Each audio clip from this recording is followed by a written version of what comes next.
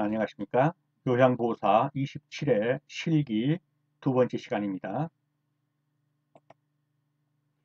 25번입니다. 왼쪽 편마비 대상자를 침대에서 휠체어로 이동시킬 때 휠체어의 위치와 각도가 옳은 것은 그랬습니다. 답이 찍어져 버렸네요. 답은 3번인데요. 자, 왼쪽 편마비니까 이 부분이 지금 편마비가 왔죠? 이 부분이. 그렇다면은 휠체어는 어느 방향에 있어야겠습니까? 예, 건강한 쪽. 거기에 45도 정도로 비스듬히. 그래서 보시면 여기가 건강한 쪽이죠. 그리고 45도로 비스듬히. 그래서 답은 3번이 되겠습니다. 26번입니다. 여기도 왼쪽 편마비 대상자입니다. 왼쪽 편마비 대상자가 지팡이를 짚고 이동할 때 보행 벨트를 묶는 위치 A와 요양보호사가 서 있는 위치 B, 이건 아닙니다. 위치 B로서 옳은 것은 그겁니다. 자, 보행 벨트는 어디에 묶습니까? 네, 허리입니다. 그리고 요양보호소는요, 편마비가 있는 쪽, 불편한 쪽, 마비가 된 쪽으로 서게 됩니다. 그러면 왼쪽이니까 왼쪽 뒤쪽으로 서야겠죠? 예, 허리에 벨트를 차고 요양보호사는 왼쪽 뒤편에 서 있으면 되겠습니다. 답은 3번이 되겠죠? 확인합니다. 네, 3번입니다. 벨트는 이와 같이 허리에, 그 다음에 이쪽이 성한 곳이죠? 왼쪽 편마비니까 이쪽이 편마비죠? 그러면 요양보호사는 이쪽에 서 있어야겠죠? 이쪽에. 예, 이 불편한 곳 쪽에 요양보호사가 있어야 합니다. 그래서 왼쪽 뒤에, 허리에 차고 왼쪽 뒤에 서 있어야 합니다. 27번입니다.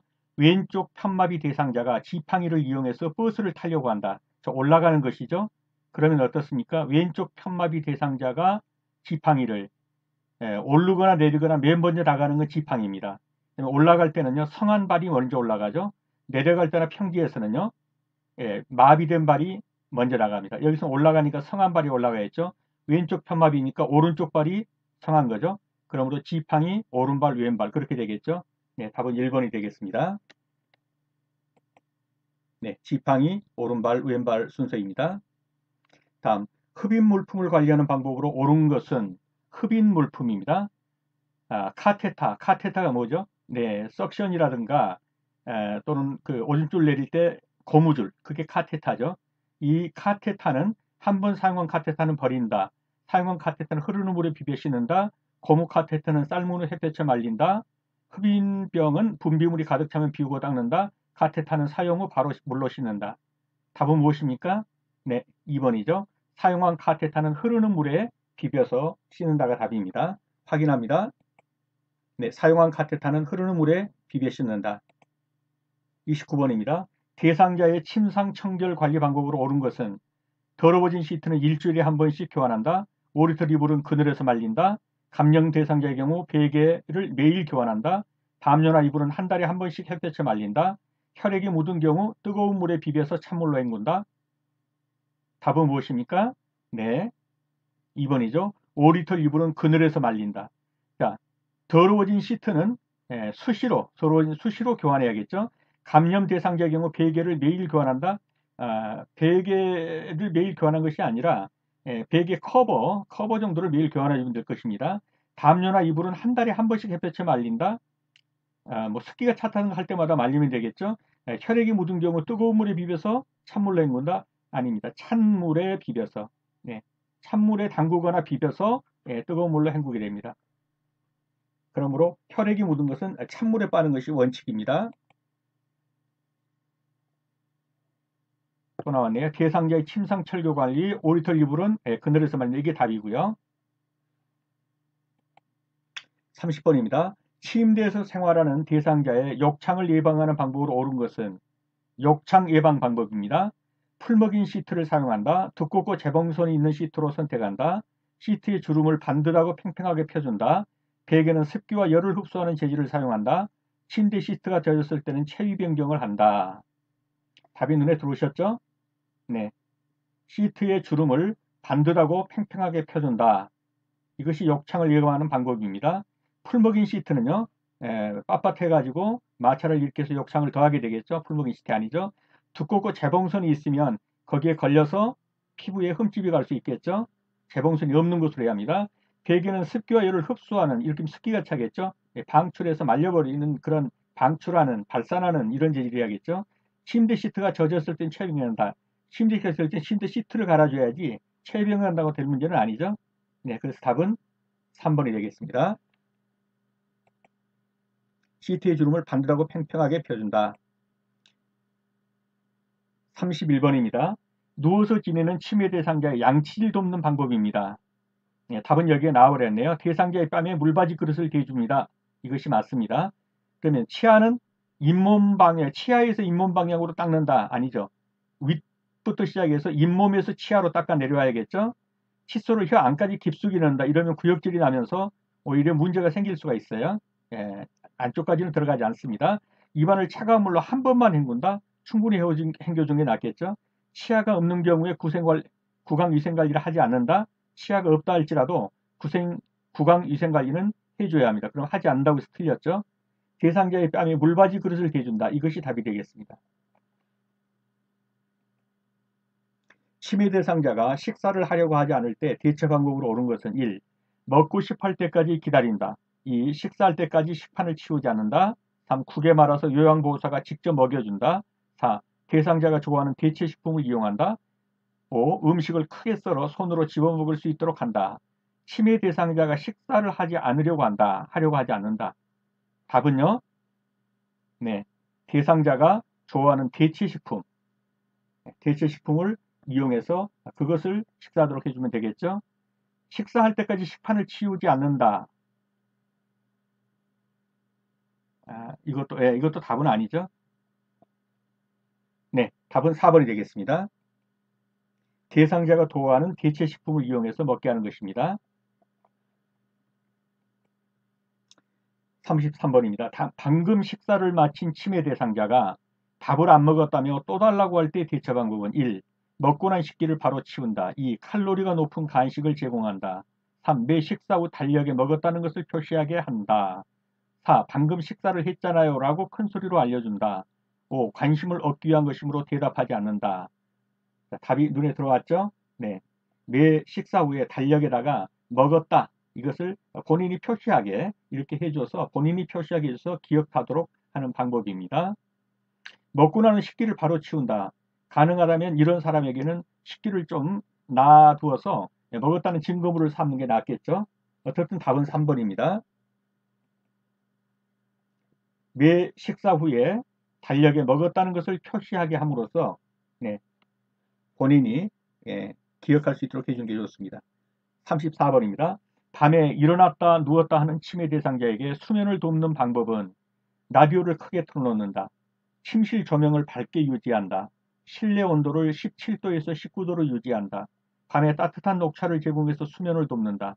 낮에 프로그램에 참여해서 낮잠을 줄여준다.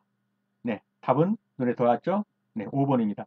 낮에 프로그램에 참여해서 낮잠을 자지 않게 하는 것이 밤에 수면을 취하도록 돕는 방법입니다. 정답을 다시 한번 확인하겠습니다. 낮에 프로그램에 참여해서 낮잠을 줄여준다. 실내 온도는요. 겨울에는 18도에서 22도, 여름에는 22도에서 25도 정도로 맞춰주는 게 좋습니다. 35번입니다. 치매 대상자가 야간에 초조한 표정으로 이리저리 배회한다. 야간에 배회합니다. 초조한 표정으로. 그때 돕는 방법은 1.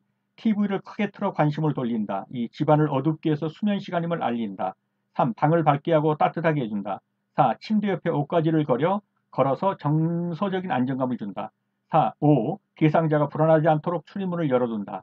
초조한 표정, 이리저리 배회, 잠을 안 자고요. 야간에. 그렇다면 어떻게 해주는 것이 좋겠습니까? 네, 답은 3번이죠. 방을 어느 정도 밝게 해줘가지고 이 초조함을 덜어준 게 좋겠죠. 그리고 따뜻하게 해서 잠이 오도록 해주는 것이 좋습니다. 어둡게 하여, 집안을 어둡게 하여 이런 부분은 초조함을 더하겠죠. 안 좋습니다. 불안한 출입문을 열어두게 되면 문제가 생기죠. 밖으로 나가서 열어둔다 이런 건 안 되겠죠. 네, 방을 밝게 하고 따뜻하게 해준다. 이것이 답이 되겠습니다. 네, 방을 밝게 하고 따뜻하게 해줘서 초조한 그리고 배회하는 대상자에게 수면을 돕는 방법입니다. 36번입니다. 딸이 면회를 하고 돌아가는데도 이를 기억하지 못하고 또 기다리면서 배회하는 경우 요양보호사의 적절한 대처 방법은 1. 또 시작하셨어요? 라고 지적한다. 2. 따님이 또 올 거예요? 라고 말한다. 3. 오늘 보셨는데 잊으셨어요? 라고 말한다. 4. 따님이 왔다 갔는데 모르세요? 라고 말한다. 5. 따님 사진 보러 방에 가실래요? 라고 말하며 방으로 들어간다. 네, 어떤 방법이 좋겠습니까? 네, 5번입니다. 따님 사진 보러 방에 가실래요? 라고 말하면서 방으로 들어간다. 오히려 공감해주면서 예, 그 위로하면서 대처하는 것이죠. 5번이 되겠습니다. 또 따님 사진 보러 방에 들어가실래요? 라고 말하면서 방으로 데리고 들어간다. 37번입니다. 치매 할아버지가 키가 작고 파마 머리를 한 요양보호사만 보면 여보라고 부르며 따라다닌다. 대처 방법으로 옳은 것은 1. 따뜻하게 손을 잡으며 할머니는 돌아가셨어요. 2. 정색하며 할아버지 저는 할머니가 아니에요. 3. 마주보며 할머니가 보고 싶으신가 봐요. 4. 웃으며 여보라고 불렀어요. 5. 가까이 가서 제가 할머니로 보이세요. 네, 답이 눈에 들어오셨습니까? 네, 마주보며 할머니가 보고 싶으신가 봐요 라고 공감하면서 위로하는 방법을 취하는 겁니다. 할머니가 보고 싶으신가 봐요. 공감하는 자세입니다. 네, 답은 마주오며 할머니가 보고 싶으신가 봐요 라는 대처 방법이 옳은 것입니다.